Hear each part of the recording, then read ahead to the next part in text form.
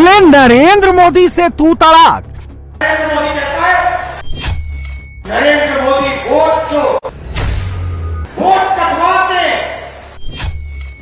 नरेंद्र मोदी चुनाव जीतता है। फिर अमित शाह से तू तड़ाक। अमित शाह ने कहा कि अब बीजेपी की सरकार 50 साल चलेगी। जब उसने बोला कि कैसे बोल रहा है, कि इसको कैसे मालूम, इसको इसलिए मालूम था, इसीलिए ये बोल रहा था। मोदी शाह से तू तड़ाक पर क्यों उतरे राहुल? हिंदुस्तान के सारे पोस्टर कुछ और कह रहे हैं, ओपिनियन पोल कुछ और कह रहे हैं। नरेंद्र मोदी कहता है 300 सीट आएगी, कितनी आई? 300 आई। क्यों? वोट चोर। दरअसल एसआईआर ने जब से फर्जी वोटर्स की चेकिंग शुरू की है, उसके बाद से ही उनकी जुबान तू तड़ाक पर उतर आई है।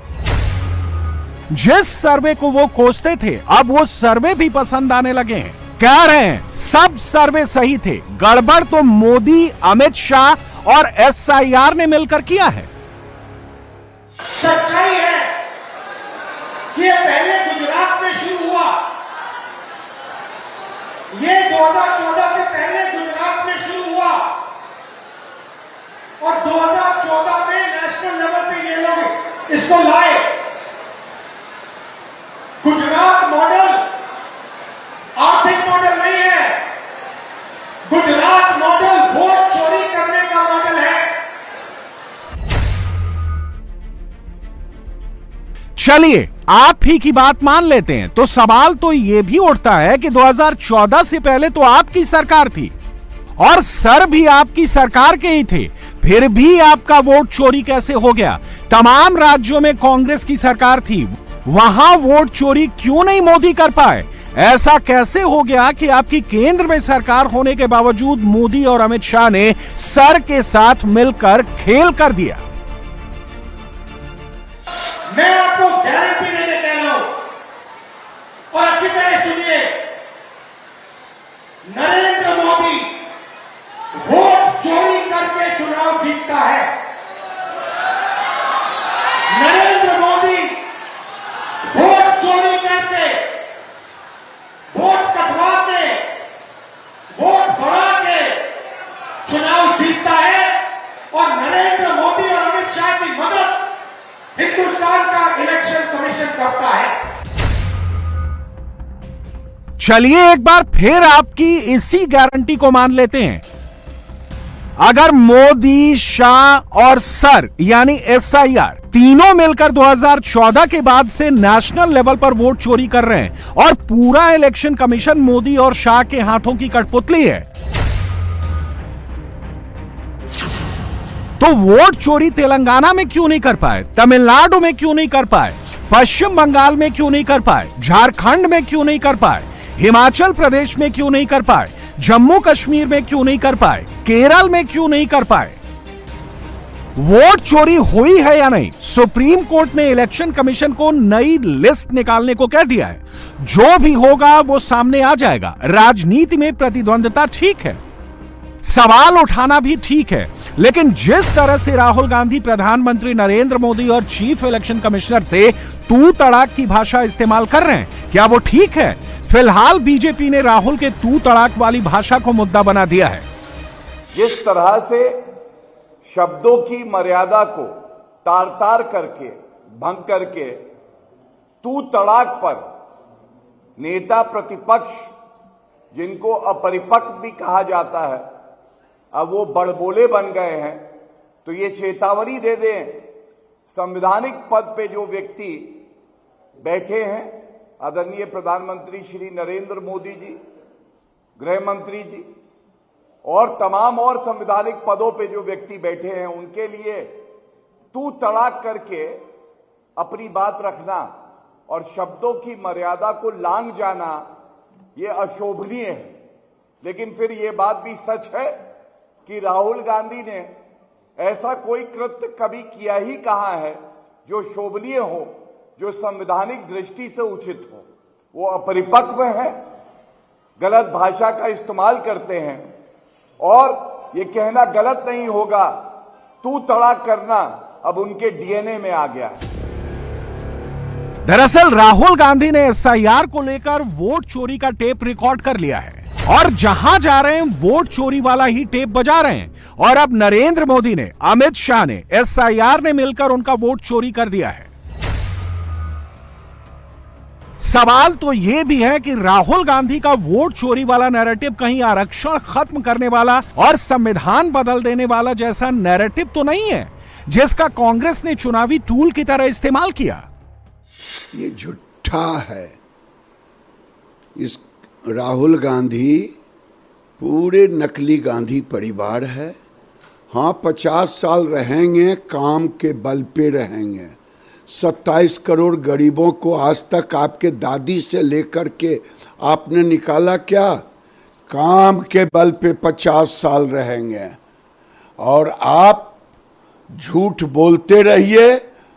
जनता आपको इसी तरह से सड़क के किनारे कर देगी। और जिस ढंग से बिहार को गाली देने वालों को, हिंदुओं को गाली देने वालों को, स्टालिन को और तेलंगाना के मुख्यमंत्री को जमा कर रहे हैं, या तो आप माफी मांगिए और नहीं तो इसका खामियाजा आने वाले चुनाव में भुगतना पड़ेगा। राहुल गांधी, तेजस्वी यादव और पूरे महागठबंधन को लग रहा है कि एसआईआर का वोट चोरी वाला नैरेटिव बिहार में काम कर जाएगा। ओबीसी, ईबीसी सब बदल जाएगा। लेकिन बीजेपी राहुल गांधी के इस नैरेटिव को बिहार की अस्मिता और सनातन पर लेकर पहुंच गई है। बिहारी अस्मिता और सनातन वो अस्त्र हैं जहां सारे नैरेटिव ध्वस्त हो जाते हैं। इसके लिए बीजेपी राहुल की यात्रा की 2 तस्वीरें दिखा रही है। एक तस्वीर तेलंगाना के मुख्यमंत्री रेवंत रेड्डी की है। सुपौल में वोट अधिकार यात्रा पर रेवंत रेड्डी राहुल गांधी के साथ उनकी यात्रा में शामिल हुए। आपको बता दें, ये वही रेवंत रेड्डी हैं जिन्होंने बिहारी डीएनए का मजाक उड़ाया था और पूर्व बीआरएस अध्यक्ष चंद्रशेखर राव को कहा था कि इनका डीएनए तेलंगाना वाला नहीं, बिहारी है। दूसरी तस्वीर आज की आई है जब राहुल गांधी के साथ मंच पर तमिलनाडु के मुख्यमंत्री स्टालिन दिखाई दिए। ये वही स्टालिन हैं और ये उसी डीएमके के अध्यक्ष हैं जिनको और उनके नेताओं को बिहारी, अनपढ़, पानीपुरी वाले और टॉयलेट साफ करने वाले नजर आते हैं। और तो और स्टालिन के बेटे ने हिंदू धर्म को डेंगू मलेरिया बताकर खत्म करने की बात की थी। बीजेपी पूछ रही है, राहुल गांधी बिहार के लोगों को गाली देने वालों को मंच पर बुलाकर बिहार जीतने का सपना कैसे देख रहे हैं? बिहार में तमिलनाडु के मुख्यमंत्री स्टालिन आए हैं। ये लोकतंत्र के लिए खतरा है और बिहार के लिए भी खतरा है कि राहुल गांधी और तेजस्वी यादव लालू परिवार को समर्थन देने आ रहे हैं। और लालू प्रसाद जी ने जिस तरह इन लोगों को बुलाकर बिहार के लोगों को अपमानित करने का काम किया, जो लोग बिहारी को गाली देते हैं उसको लालू परिवार बिहार बुला रहा है, बिहार के चुनाव में बुला रहा है। ये स्पष्ट संदेश है, बिहारियों को गाली देने वाले लोगों का संरक्षण लालू प्रसाद जी का परिवार कर रहा है। तमिलनाडु बीजेपी के प्रवक्ता और पूर्व अध्यक्ष के अन्नामलाई ने भी एक्स पर पोस्ट कर बिहार के लोगों को स्टालिन और डीएमके के लोगों को उनकी पूरी बातें याद दिलाई हैं। राहुल गांधी को लग रहा है कि वोट चोरी के मुद्दे पर बिहार का इलेक्शन बदल जाएगा, लेकिन यह बिहार है। बिहारी अपनी अस्मिता का अपमान करने वालों को भूलता नहीं है और जिस मिथिलांचल इलाके में राहुल गांधी अपनी वोट अधिकार यात्रा निकाल रहे हैं, वहां तो बिहार असली दिल में बसता है, जहां गठबंधन सबसे ज्यादा कमजोर दिखता है। मिथिला रीजन नरेंद्र मोदी और नीतीश कुमार का सबसे मजबूत गढ़ है। इस रीजन में कुल 82 सीट हैं। 2020 में एनडीए 48 जीती, बीजेपी 25, जेडीयू 23 जीती, जबकि 2020 में महागठबंधन 33 जीती, कांग्रेस 3, आरजेडी 23 जीती, लेफ्ट 3, वीआईपी 4 जीती। 26 अगस्त को राहुल की वोट यात्रा मिथिलांचल में एंटर कर गई। सुपौल से होते हुए यात्रा मधुबनी, फिर दरभंगा पहुंची। सुपौल में ही रेवंत रेड्डी यात्रा में शामिल हुए। दरभंगा से मुजफ्फरपुर होते हुए राहुल सीतामढ़ी जाने वाले हैं। इसी इलाके के सीतामढ़ी में जानकी मंदिर है, जो बिहार में सनातन वोट का चार्जर है, जहां कुछ दिन पहले ही अमित शाह ने भव्य जानकी मंदिर की नींव रखी। हैरानी इस बात की है कि उसी इलाके में राहुल गांधी ने बिहार और सनातन को कोसने वाले रेवंत रेड्डी और स्टालिन को बुला रहे हैं। इस इलाके में कांग्रेस की तो कोई जमीन ही नहीं है, लेकिन राहुल जो कर रहे हैं उससे कांग्रेस का कुछ हो ना हो, लेकिन बिहारी अस्मिता और सनातन विरोधी रेवंत रेड्डी और स्टालिन को बुलाकर तेजस्वी की मुश्किल ज्यादा बढ़ा दी है। अरे रेड्डी साहब और स्टालिन साहब, जो आप लोगों ने हैदराबाद में और चेन्नई में जो बिहारियों को गाली दिया है, उसके लिए तो आज बिहार की धरती पर आके माफी मांगिए। आप हैदराबाद में बैठ के बिहार के लोगों को गाली दीजिएगा, चेन्नई में बैठ के बिहार के लोगों को गाली दीजिएगा, बिहार के लोगों के लिए अपमानजनक शब्दों का इस्तेमाल करिएगा और बिहार में आके यात्रा करिएगा। लज्जा शर्म सब धो दिया इन लोगों ने। और तेजस्वी प्रसाद यादव जी, जरा आपसे भी हम पूछना चाहते हैं कि जब चेन्नई में बिहारियों को गाली दिया गया था तो आपने भी उस समय उनके विरुद्ध बोला था। आज आप कौन सा सफाई देना चाहते हैं जब उनसे गले में गले मिलकर घूम रहे हैं? राहुल अपनी इस यात्रा में आधा मिथिला रीजन कवर कर रहे हैं। सिर्फ राहुल की यात्रा रूट पर नजर डालें तो मिथिला के जिन 5 जिलों में राहुल की यात्रा निकल रही है,